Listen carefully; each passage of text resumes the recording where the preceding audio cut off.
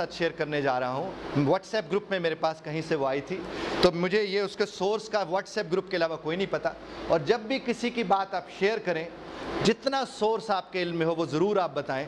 ये इल्मी दयानतदारी होती है और प्लेजरिज्म और इसी कानून के हिसाब से। तो वो मेरे पास एक बात आई जो मैं आपकी खिदमत में अर्ज़ करता हूँ, आपको रिएक्शन, रिस्पॉन्स और अप्रोच की बात समझ आ जाएगी। उसमें एक प्रोफेसर साहब होते हैं जो अपने कमरे में बैठे एक ख़त लिखते हैं और उस ख़त में वो लिखते हैं कि पिछला बरस बड़ा ही खौफनाक बरस था। मुझे अपने पित्ते से के ऑपरेशन के अमल से गुजरना पड़ा और पित्ता मेरे साथ ना रहा। वालिद साहब 85 बरस की उम्र में दुनिया से चले गए, बहुत खौफनाक बरस था। और मेरा बेटा जो एफएससी के पेपर दे रहा था, कार का हादसा हुआ, कार का कुछ ना रहा, वो एफएससी के पेपर भी ना दे सका। तो बहुत ही खौफनाक बरस था।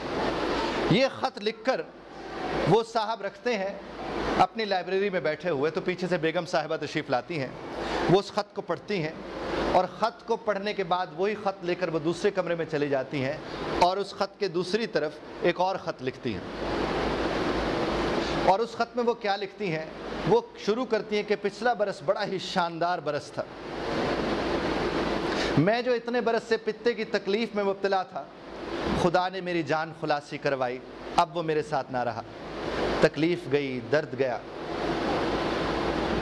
और वालिद साहब 85 बरस की उम्र में किसी पर बोझ बने बगैर सेहतमंद ज़िंदगी गुजार के इस दुनिया से चले गए। और जहाँ तक ताल्लुक़ है बेटे का, गाड़ी गई, पेपर चला गया, बेटा तो बच गया।